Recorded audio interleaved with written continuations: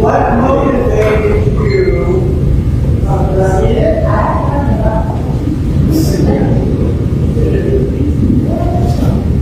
Okay.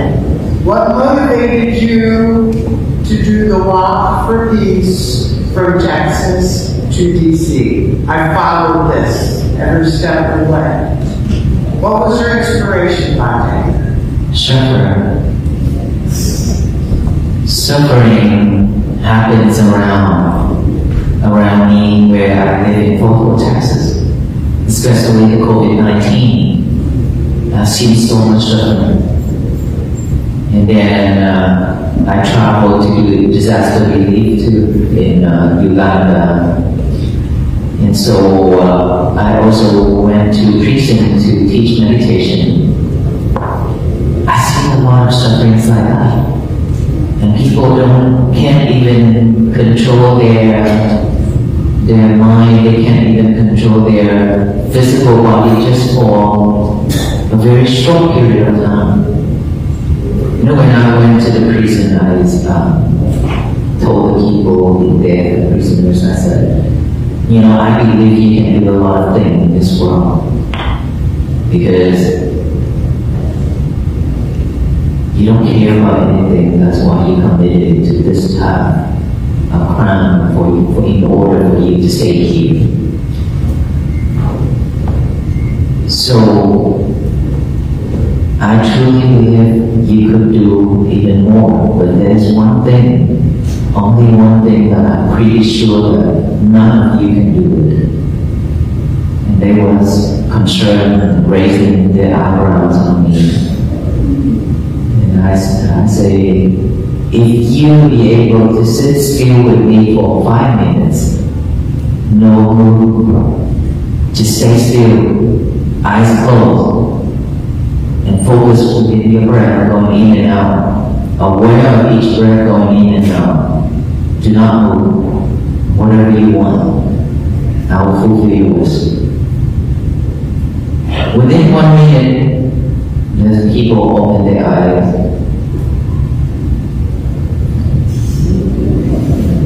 Looking around, things like that, the whole time.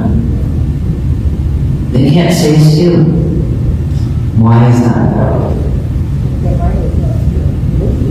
This one is keep on jumping here and there, can never rest.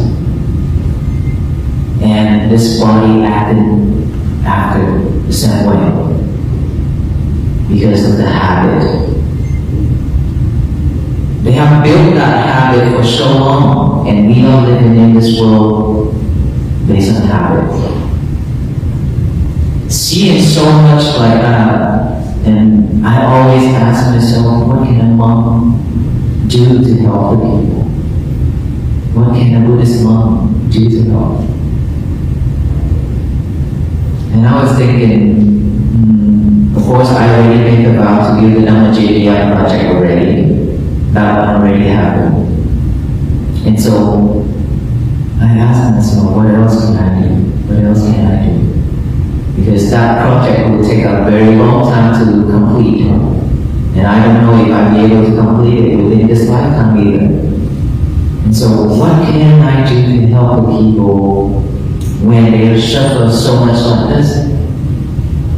And I always keep on thinking that way until I think, okay, can I walk?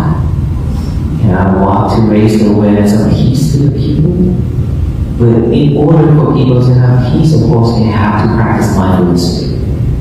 If you don't practice mindfulness, there will be no peace, for sure. Because peace begins from within, that I already explained, right? And so, I make that vow, I will walk whenever I have that chance to raise the awareness of peace to the people who I meet along the road. And I wasn't expecting that turnout. I did. But somehow it turned out like that. So I don't really know why and what have I done. Now I'm not me before anymore. Everywhere I go, sometimes I can't do things that I want anymore. Last week when we were in India, I tell you a funny story. My team at night we reached to Kusinara, which is the place where the Buddha cremation passing away. And my team, when we arrived, they wanted to go shopping because they want to try street food and they want to see all those shop fabrics and saw and things like that. So, and if I don't go, they don't want to go. So I said, okay, I will go with you. Just walk, just to enjoy. So I said, I'm gonna walk with that little. What if I told you that most people cannot do the simplest thing in the world, just sit still for 5 minutes? No phone, no movement, no distraction, just the breath. When I asked prisoners this question, many of them believed they could do anything in life. And in a way, they were right. They had already crossed many boundaries in society. But then I gave them one challenge. Sit with me for 5 minutes, eyes closed. Just follow your breath. Within 1 minute, they opened their eyes. They looked around, restless, unable to stay still.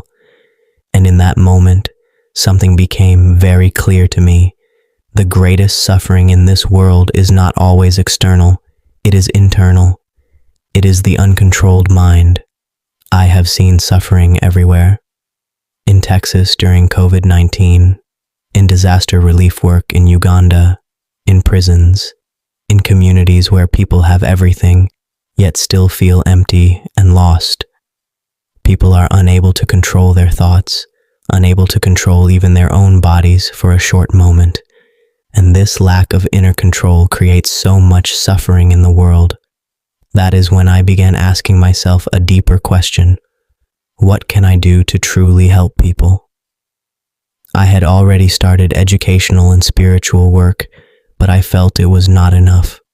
Change takes time, sometimes more time than a single lifetime. So another idea came to me. What if I walked, not just to travel, but to raise awareness of peace? Because real peace does not begin outside. It begins with mindfulness. If a person cannot be aware of their own mind, peace will always remain out of reach. And so, the Walk for Peace was born.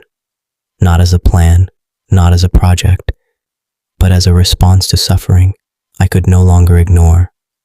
What I did not expect was how much it would change me. Now, I am not the same person I was before. Even simple choices are no longer entirely mine. But perhaps that is the point.